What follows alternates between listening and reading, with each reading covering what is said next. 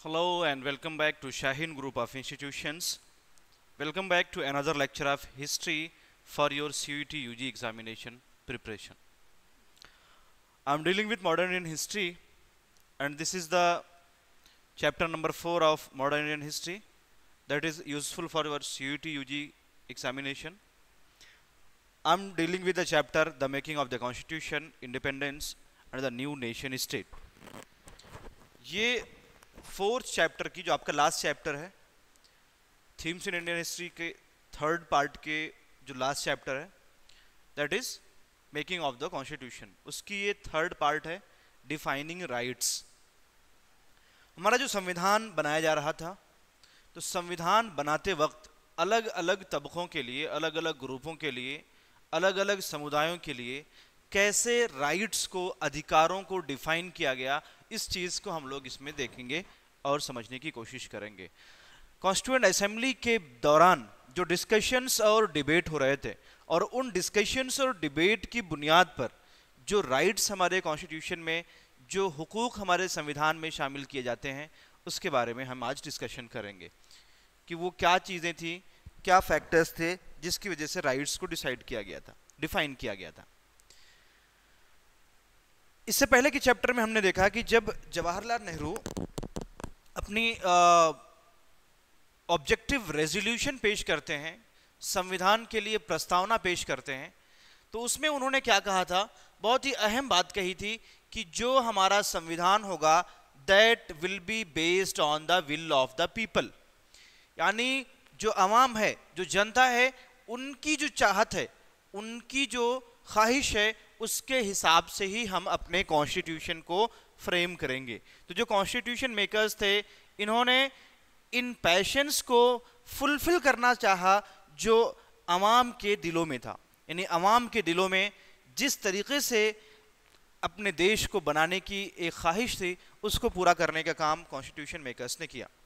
ये कोई आसान काम नहीं था और आज़ादी के बाद अलग अलग ग्रुप के लोगों ने अलग अलग तरीके से अपनी डिमांड्स को सामने रखा, यानी कि जो डिफरेंट ग्रुप्स थे, डिफरेंट वेज में उन्होंने अपने डिमांड्स को एक्सप्रेस किया और उसे संविधान में लेजिटिमेट करने के लिए या उसको जगह देने की कोशिश करने लगे।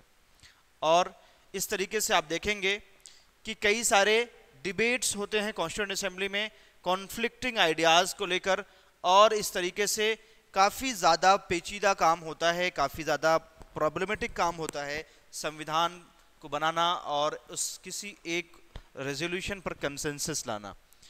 ठीक है, आगे देखते हैं हम लोग। सबसे बड़ी समस्या जो हमारे संविधान सभा के सामने थी वो थी the problem with separate electorate. Is it visible? Okay, तो सबसे बड़ी समस्या जो थी हमारे संविधान निर्माताओं की, that was the problem with the separate electorate. Separate electorate का मतलब होता है अलहिदा इंतखाबी हलका, उर्दू में इसको अलहिदा इंतखाबी हलका, या हिंदी में इसको कहेंगे कि जो एक सेकेंड, जस्ट वेट 1 मिनट।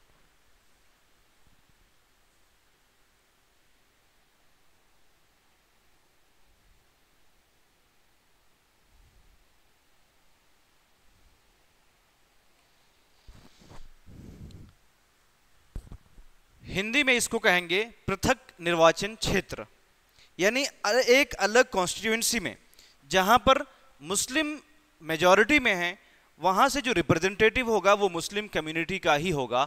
इसको ही सेपरेट इलेक्टोरेट कहते हैं। तो ब्रिटिशर्स ने इसको इंट्रोड्यूस किया था 1909 के एक्ट में, और बाद में इसको कंटिन्यू किया गया 1919 के एक्ट में, और फिर 1935 में भी सेपरेट इलेक्टोरेट को जगह दी गई थी। लेकिन जब संविधान निर्माता संविधान सभा में इकट्ठा हुए और उन्होंने संविधान निर्माण की प्रक्रिया शुरू किया, तो सबसे बड़ी समस्या जो लोगों के सामने आती है दैट वाज सेपरेट इलेक्टोरेट।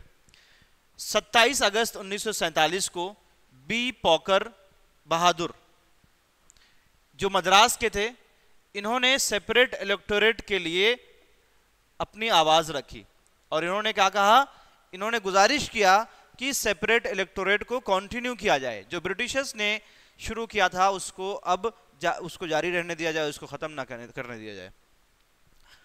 आप इनके आइडियाज़ को देखो कि किस तरीके से ये अपने आप को जस्टिफाई कर रहे हैं, और फिर इसका लोग अपोजिशन भी करेंगे, और ये डिस्कशन, ये डिबेट काफ़ी ज़्यादा फ्रूटफुल होता है इस इशू को समझने के लिए। इन्होंने कहा कि minorities exist in all lands, they could not be wished away, they could not be erased out of existence. इन्होंने कहा कि तमाम ज़मीनों पर माइनॉरिटीज़ वजूद रखते हैं, हर जगह पाए जाते हैं माइनॉरिटीज़। जो अल्पसंख्यक समुदाय के लोग हैं ये हर जगह पाए जाते हैं, और इनको आसानी से आप ख़त्म नहीं कर सकते, इनको आसानी से आप इनके वजूद को इरेज नहीं कर सकते, मिटा नहीं सकते।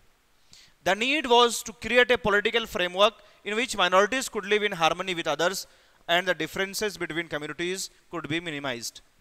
अब ज़रूरत इस बात की थी कि एक ऐसा पॉलिटिकल फ्रेमवर्क बनाया जाए जहां पर माइनॉरिटीज़ जो हैं वो भाईचारा के साथ रह सकें, जो अल्पसंख्यक समुदाय के लोग हैं, जो अक़लियती तबका के लोग हैं, ये मिलजुल कर भाईचारा के साथ, हारमनी के साथ रह सकें, और जो कम्युनिटीज़ के बीच में डिफरेंसेस है, जो अलग अलग डिफरेंट कम्युनिटीज़ के बीच में फ़र्क है, जो दूरियां हैं, उसको कम किया जा सके। ये सबसे बड़ी ज़रूरत थी, और ये तभी पॉसिबल हो सकता था, इनका ये मानना था कि ये तभी पॉसिबल हो सकता है जब माइनॉरिटीज़ को अच्छे तरीके से पॉलिटिकल सिस्टम में रिप्रेजेंटेशन मिलेगा, जब इनकी आवाज़ों को सुना जाएगा, और इनके ख्यालात को, इनके आइडियाज़ को कंसीडर किया जाएगा, तभी जाकर माइनॉरिटीज़ को एग्जिस्ट कर सकते हैं, अच्छे तरीके से पीसफुली वो रह सकते हैं। उनका मानना था कि only separate electorate would ensure Muslims had a meaningful voice in the governance of the country. इनका आर्ग्यूमेंट क्या था कि अगर आप चाहते हैं कि मुसलमानों का वेल रिप्रेजेंटेशन हो इस पॉलिटिकल सिस्टम में, अगर आप चाहते हैं कि वॉइसेस इनकी सुनी जाएं, अगर आप चाहते हैं कि इनके व्यूज़ को कंसीडर किया जाए, तो जो मुस्लिम्स हैं इनको एक मीनिंगफुल वॉइस देने के लिए ज़रूरत है सेपरेट इलेक्टोरेट को कंटिन्यू करना। बहादुर ने फेल्ट किया कि needs of the Muslims could not be properly understood by the non Muslims.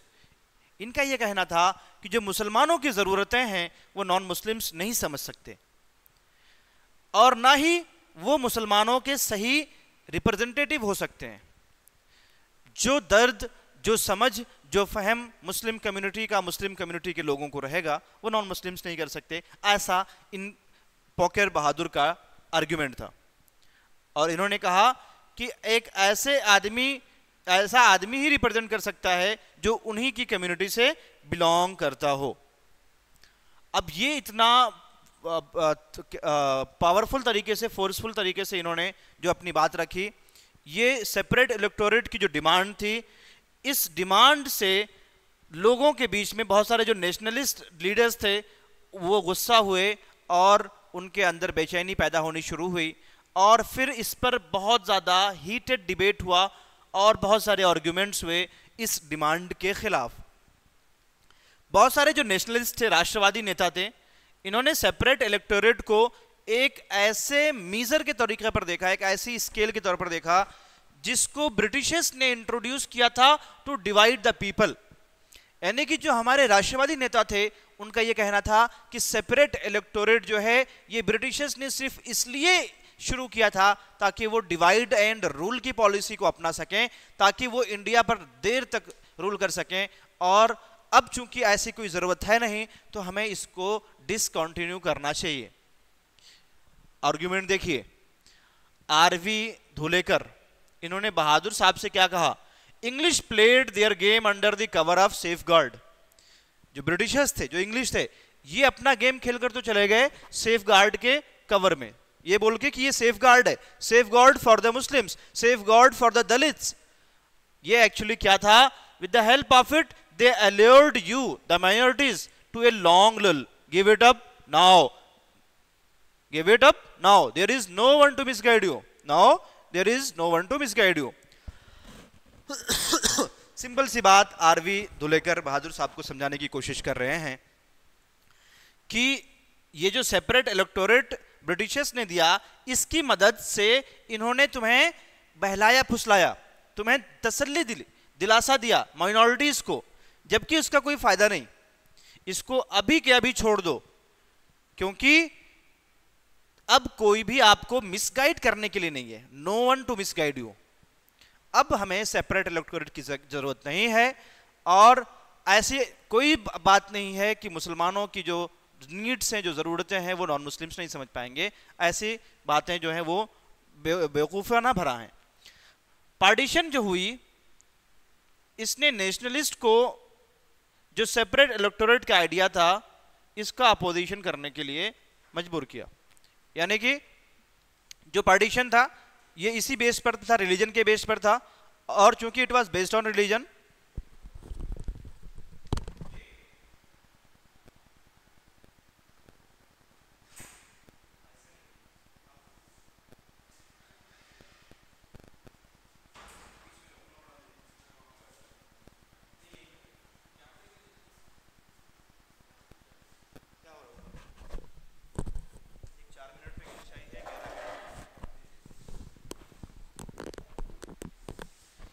गला सूख रहा है सर। वाह वाह, क्या बात है।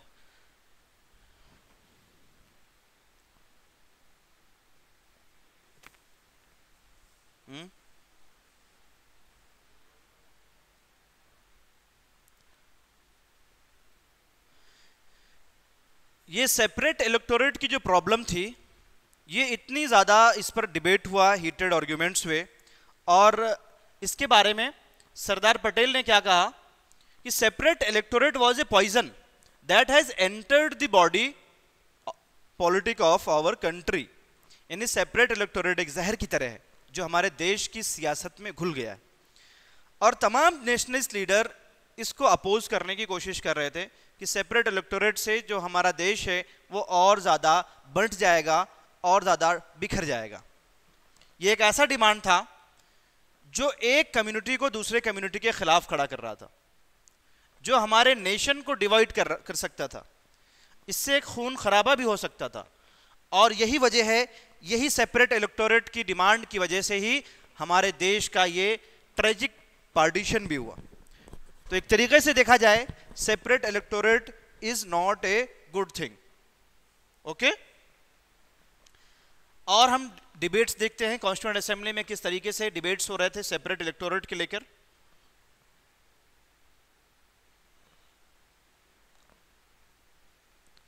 तो पटेल जी कहते हैं, do you want piece in this land if minorities and do away with it separate electorates. यानी कहते हैं कि अगर इस जमीन पर, हिंदुस्तान में अगर आप शांति चाहते हैं, भाईचारा चाहते हैं, तो ये सेपरेट इलेक्टोरेट जो है इसको माइनॉरिटीज से कह रहे हैं छोड़ दो। अगर सेपरेट इलेक्टोरेट को छोड़ दिया जाए तो जो दोनों कम्युनिटीज के बीच में दरार पैदा हो गई है, जो दूरियां पैदा हो गई हैं, वो खत्म हो सकती हैं। गोविंद वल्लभ भाई पटेल जो हैं, इन्होंने कहा कि सेपरेट इलेक्टोरेट जो है it was not only harmful for the nation but also for the minorities. ये सिर्फ हमारे देश के लिए ही नहीं, हमारे राष्ट्र के लिए ही हार्मफुल नहीं है, बल्कि ये माइनॉरिटीज के लिए भी बहुत ही नुकसानदेह है। इन्होंने कहा कि बहादुर साहब की जो बात है कि जो सक्सेस ऑफ डेमोक्रेसी है, इसको उस कंट्री के लोगों का जो कॉन्फिडेंस है उससे जज किया जा सकता है। इन्होंने इस बात से भी एग्री किया कि every citizen in A free state should be treated in a manner that satisfied. यानी हर एक सिटीजन जो है, हर एक शहरी किसी भी स्टेट का जो है, उसकी जो एम्स हैं, उसकी जो नीड्स हैं, उसको सेटिस्फाई करना होगा। Not only his material wants but also his spiritual sense of self respect. सिर्फ मटेरियल वांट्स को ही पूरा नहीं करना है, बल्कि जो उसकी स्पिरिचुअल नीड्स हैं, जो उसकी spiritual sense of self respect है, उसको भी पूरा करना ये स्टेट की जिम्मेदारी है। जो मेजॉरिटी कम्युनिटी है उनकी एक जिम्मेदारी है कि वो माइनॉरिटीज के प्रॉब्लम्स को समझें और जो उनके एस्पिरेशंस हैं उससे हमदर्दी भी रखें। ताहम पटेल जी, इन्होंने सेपरेट इलेक्टोरेट के आइडिया को अपोज किया और इन्होंने कहा कि ये एक सुसाइडल डिमांड है। इन्होंने आर्ग्यू किया कि ये एक ऐसी डिमांड है जिससे माइनॉरिटीज परमानेंटली आइसोलेट हो जाएंगे, वो समाज से कट जाएंगे, जो समाज की मुख्य धारा है उससे अलग हो जाएंगे। और सिर्फ आइसोलेट ही नहीं, बल्कि ये एक तरीके से वल्नरेबल सेक्शन में चले जाएंगे। ये गवर्नमेंट की जो इफेक्टिव पॉलिसीज हैं उससे कहीं ना कहीं दूर चले जाएंगे। और ये ना सिर्फ ये कि हमारे देश के लिए खतरा है इससे, बल्कि ये माइनॉरिटी कम्युनिटी के लिए भी खतरा है। इन तमाम आर्ग्यूमेंट्स के बीच एक बड़ा आर्ग्यूमेंट था, एक बड़ा कंसर्न था कि एक हमें यूनिफाइड नेशन स्टेट बनाना है, एक ऐसा देश बनाना है जो हर एक तरीके से यूनाइटेड हो, पावरफुल हो। और एक पॉलिटिकल यूनिटी बनाने के लिए, एक नेशन बनाने के लिए हर एक इंडिविजुअल को ज़रूरी था कि उसको स्टेट के सिटीजन में मोल्ड किया जाए।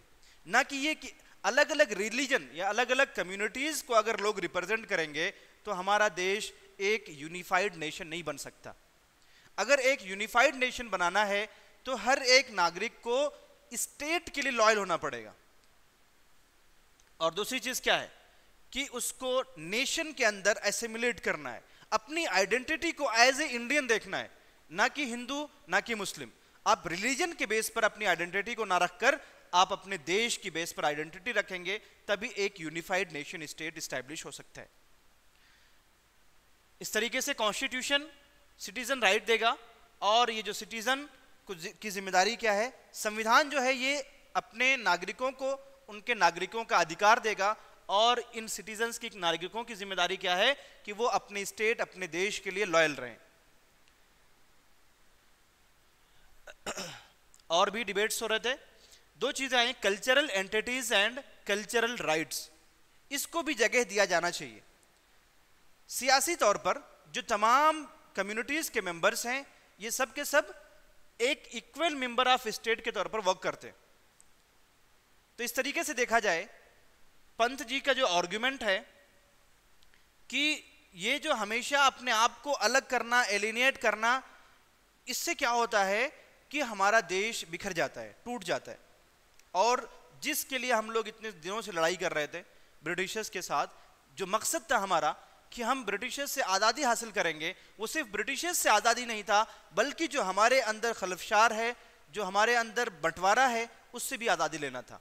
तो अगर आज हम सेपरेट इलेक्टोरेट की बात करेंगे, मुस्लिम्स अलग सेपरेट इलेक्टोरेट की बात करेंगे, दलित कम्युनिटी के लोग अलग सेपरेट इलेक्टोरेट की बात करेंगे, वहीं जो दूसरी माइनॉरिटीज़ हैं, ट्राइबल्स हैं, वो अलग सेपरेट इलेक्टोरेट की बात करेंगे, तो फिर हमारा देश, हमारा ये जो नेशन है, ये यूनिफाइड नेशन नहीं बन सकता है।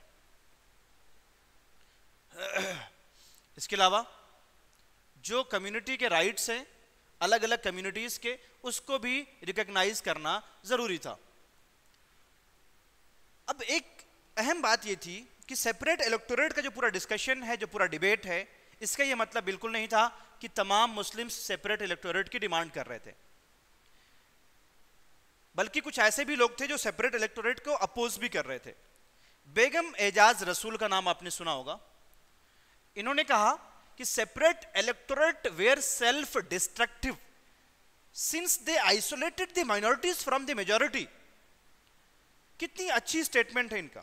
बेगम एजाज रसूल ये मुस्लिम जो कॉन्स्टिट्यूशन मेकर्स थे उनमें से एक हैं, जो कॉन्स्टिट्यूएंट असेंबली के मेंबर्स थे उनमें से एक मेंबर बेगम एजाज रसूल भी हैं, मुस्लिम कम्युनिटी से बिलोंग कर रही हैं। लेकिन ये सेपरेट इलेक्टोरेट के बारे में इनका व्यू देखिए, ये कह रही है दिस इज सेल्फ डिस्ट्रक्टिव, ये खुद से तबाह कर देने वाली चीज है।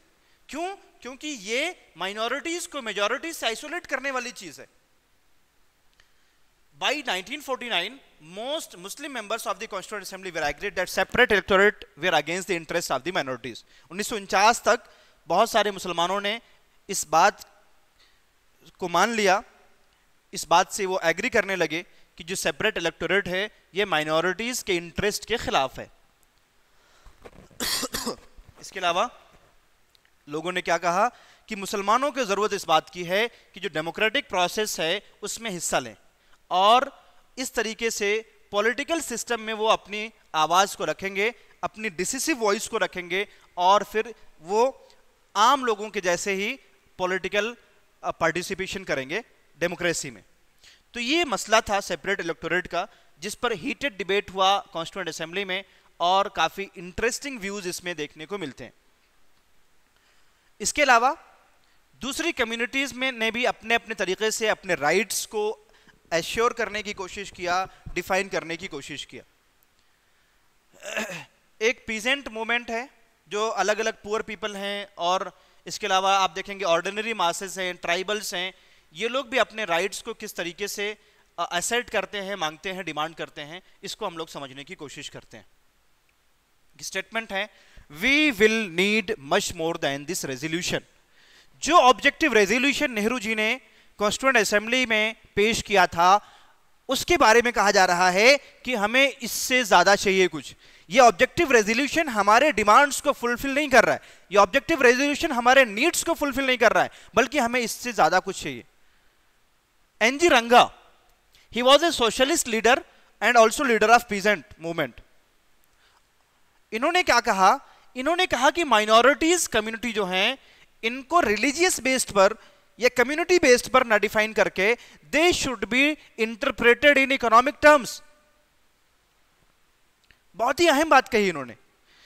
इन्होंने कहा रियल माइनॉरिटीज फॉर रंगा were the poor and the down trodden. असल माइनॉरिटी, असल अल्पसंख्यक वो लोग हैं जो गरीब हैं, जो डाउन ट्रोडन है, जो बिखरे हाल में हैं, जिनको खाने के लिए रोटी नहीं है, रहने के लिए मकान नहीं है। ये लोग असल माइनॉरिटीज हैं। वो किसी भी कम्युनिटी से बिलोंग करते हो, किसी भी रिलीजन को फॉलो कर रहे हो। इन्होंने माइनॉरिटीज का एक अलग ही कॉन्सेप्ट दे दिया और इन्होंने कहा कि कॉन्स्टिट्यूशन में जो लीगल राइट्स हैं ये होने चाहिए, ताकि हर एक इंडिविजुअल को उसकी लिमिट्स और उसके जो राइट्स हैं वो पता होने चाहिए। इनके ओपिनियन में अगर देखा जाए तो इन्होंने कहा कि it was meaningless for the poor people in the villages to know what they now had the fundamental rights to live. कह रहे हैं कि आपने जो फंडामेंटल राइट्स लिखा कॉन्स्टिट्यूशन में, संविधान में, आपने फुल एम्प्लॉयमेंट की बात की, आपने मीटिंग्स और कॉन्फ्रेंस और एसोसिएशन के राइट्स बना दिए, लेकिन ये उन गरीब लोगों के लिए किसी काम का नहीं है, ये मीनिंगलेस है, क्योंकि उनके पास रिसोर्सेज नहीं है कि वो अपने इन फंडामेंटल राइट्स के यूज कर सकें। उनके पास रिसोर्सेज नहीं है कि वो एसोसिएशंस बना सकें, मीटिंग्स कंडक्ट कर सकें। उनके पास एजुकेशन नहीं है कि वो इस तरह की इंटेलेक्चुअल बातें कर सकें। तो जरूरत किस बात की है कि इन पुअर लोगों की जो बेसिक नीड्स है उसको फुलफिल किया जाना चाहिए। It was essential to create conditions where these constitutionally enshrined rights could be effectively enjoyed। आप अगर एक किताब में राइट्स लिख दे रहे हैं, आप एक किताब में हुकूक लिख दे रहे हैं, तो उससे लोगों को वो राइट्स नहीं मिल जाते, बल्कि आपको ऐसे सिचुएशन पैदा करनी पड़ेगी, लोगों को अवेयर करना पड़ेगा, लोगों को इस लायक बनाना पड़ेगा कि वो अपने राइट्स को अच्छे तरीके से एंजॉय कर सकें। बहुत ही अहम बात एनजी रंगा साहब ने कही थी। और इसके लिए इन्होंने कहा for this they needed protection, उनको प्रोटेक्शन की जरूरत है। दे नीड ड्यू रिस्पेक्ट, उनको इज्जत की जरूरत है। दे नीड लैडर, उन्हें सीढ़ी की जरूरत है। और वो सीढ़ी क्या होगी? वही सीढ़ी आगे चल के रिजर्वेशन का रूप लेती है कि वो लोग जो सदियों से सताए गए हैं, जिन्हें एजुकेशन की अपॉर्चुनिटीज नहीं मिली, जिन्हें इकोनॉमिक एम्प्लॉयमेंट की अपॉर्चुनिटीज नहीं मिली, उनको आज जरूरत है सेल्फ रेस्पेक्ट की, उनको आज जरूरत है प्रोटेक्शन की, उनको जरूरत है लैडर की। Ranga also drew attention to the gulf that separated the broad masses of Indians and those claiming to speak on their behalf in the Constituent Assembly. Whom are we supposed to represent? रंगा जी ने जो gulf थी इन down trodden communities के और elite class के लोगों के बीच में, उनसे सवाल भी किया कॉन्स्टिट्यूएंट असेंबली में कि आप लोग किसके बिहाफ पर बात कर रहे हैं, आप लोग किसको रिप्रेजेंट कर रहे हैं? जो हमारे आम अवाम है, ऑर्डिनरी मासेस है हमारे देश के, और बहुत सारे ऐसे लोग हैं जो वी आर ऑफ देम, हम उन्हीं में से, हम उन्हीं ऑर्डिनरी लोगों में से हैं। We wish to stand for them, हम उन्हीं लोगों के लिए खड़े होना चाहते हैं। But the masses themselves are not able to come up to the constituent assembly. लेकिन एक अवाम, एक considerable number of people, they are not aware of the constituent assembly, वो यहां आ नहीं सकते, वो अपनी डिमांड्स को रख नहीं सकते। तो we are the representative of those peoples, और ये हमारी जिम्मेदारी है कि हम जब राइट्स को डिफाइन कर रहे हैं तो उन तमाम लोगों के राइट्स को हम यहां पर डिफाइन करें, उसको कॉन्स्टिट्यूशन में जगह दें। It may take some time, ये कुछ वक्त ले सकता है। We are here as their trustees, हम यहां पर उनके ट्रस्टी के तौर पर हैं, और हमें जरूरत इस बात की है कि हम उनके लिए बात करें, उनके इश्यूज पर बात करें, और उनकी राइट्स को हम अपने इस संविधान में जगह दें।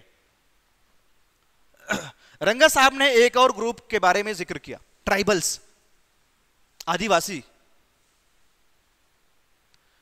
और इन्होंने कहा कि ट्राइबल्स में से ही एक व्यक्ति हैं Jaipal Singh. He was gifted orator, बहुत अच्छी बात करते थे, कॉन्स्टिट्यूएंट असेंबली में ये भी थे। इन्होंने जब ऑब्जेक्टिव रेजोल्यूशन पेश हुआ नेहरू के जरिए से, तो इन्होंने अपनी वेलकमिंग स्पीच दिया। वेलकमिंग स्पीच क्या दिया? इन्होंने कहा, as an Adivasi I am not expected to understand the legal intricacies of the resolution. एक आदिवासी होने के नाते जो कानूनी दांवपेच है वो मैं नहीं समझ सकता। मुझे नहीं पता कि ऑब्जेक्टिव रेजोल्यूशन में नेहरू जी ने क्या क्या बातें कही थी, but my common sense tells me that every one of us should march in that road to freedom and fight together. लेकिन मेरा सेंस ये कहता है, मेरा कॉमन सेंस ये मुझे कह रहा है कि जरूरत इस बात की है कि हर एक व्यक्ति उस रास्ते पर चले जो आजादी का रास्ता है, जिसके लिए हम लोगों ने मिलजुल कर लड़ा है। Sir, if there is any group of Indian people that has been shabbily treated, it is my people.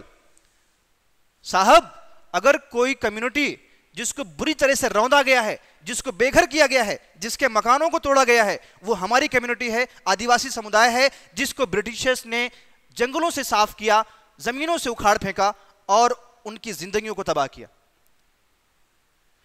They have been disgracefully treated. उनके साथ बहुत ही बदतमीजी से लोग पेश आए। Neglected for the last 6,000 years. पिछले 6,000 सालों से उनको नजरअंदाज करके रखा गया। The whole history of my people is one of the continuous exploitation and dispossession by the non-aboriginals of Indian, punctuated by the rebellions and disorder, and yet I take Pandit Jawaharlal Nehru at his words. इन्होंने कहा कि जो हमारे लोग हैं, यही लोग हमेशा से कॉन्टिन्यूअस एक्सप्लॉयटेशन झेल रहे हैं, इनके साथ भेदभाव हो रहा है, इनको डिस्पोज किया जा रहा है। नॉन एबोरिजिनल्स जो हैं, बाहर से विदेशी जो आए हुए हैं, दीकूस जो हैं, ये हमारी कम्युनिटी के लोगों को उनके घरों से निकाल के दूसरी जगहों पर ट्रांसफर कर रहे हैं, डिस्पोज कर रहे हैं।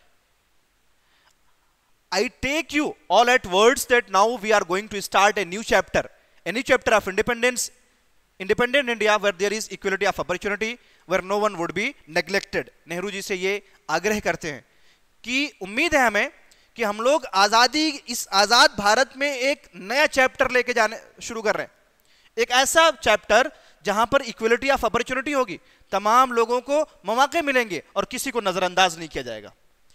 बहुत ही उम्दा डिबेट चल रही थी कॉन्स्टिट्यूएंट असेंबली में। इन्होंने कहा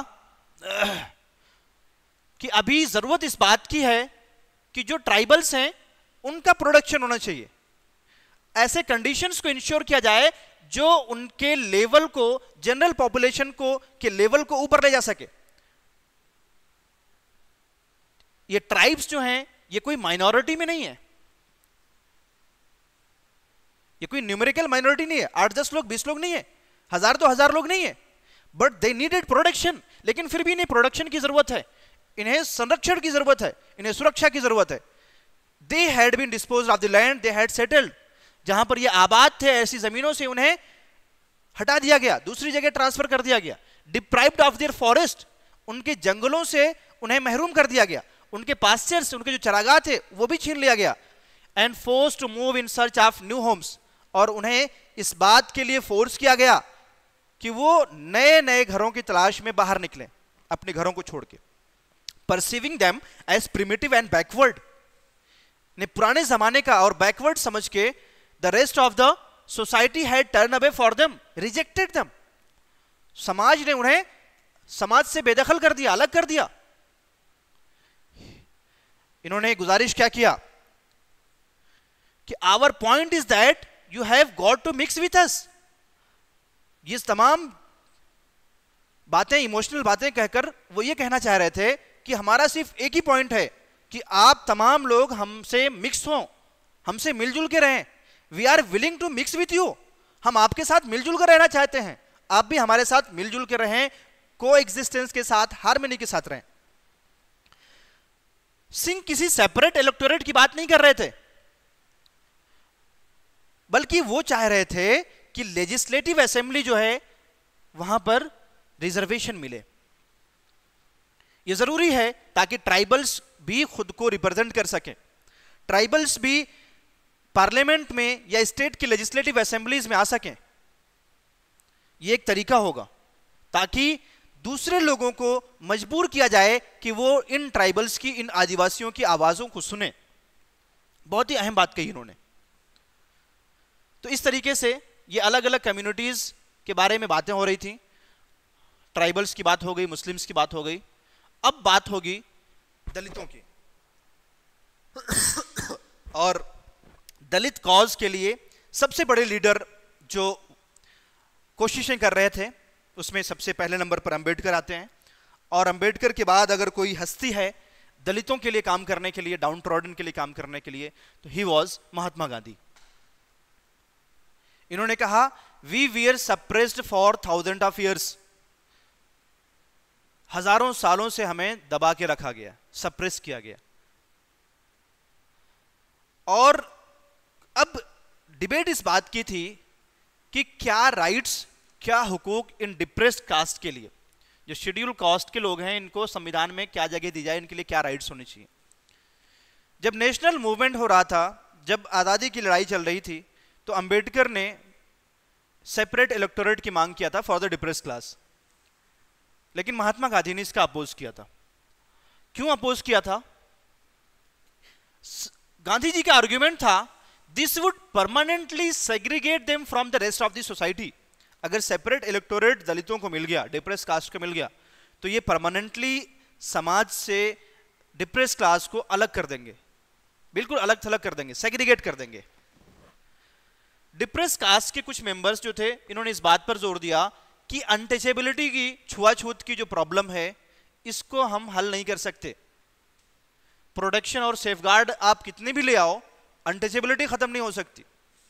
इसके लिए सेपरेट इलेक्टोरेट की जरूरत है। और क्या क्या आर्ग्यूमेंट्स हुए? Their disabilities were caused by the social norms and the moral values of the caste society.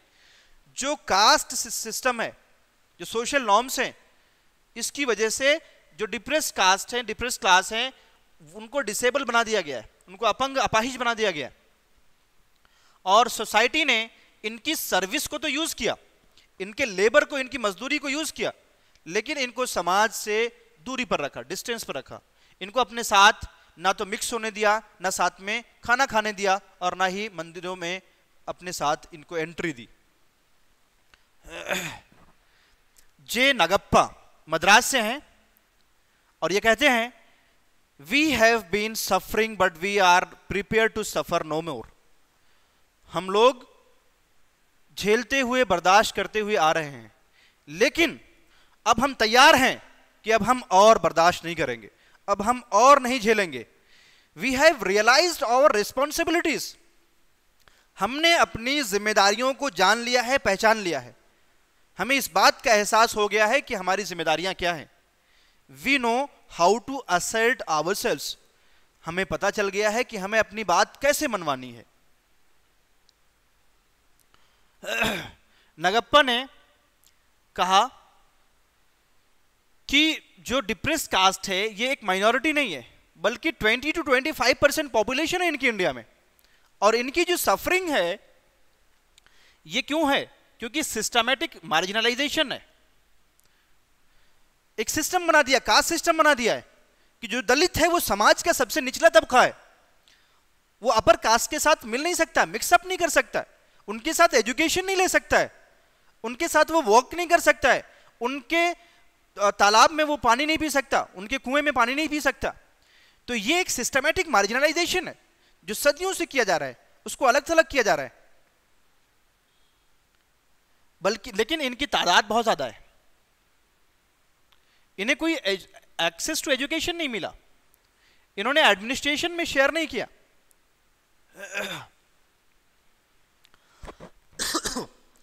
KJ Khandekar ये सेंट्रल प्रोविंस के थे, ये असेंबली में एड्रेस करते हुए बोल रहे हैं, we were suppressed of 4000 of years, हम हजारों सालों से दबा के रखे गए।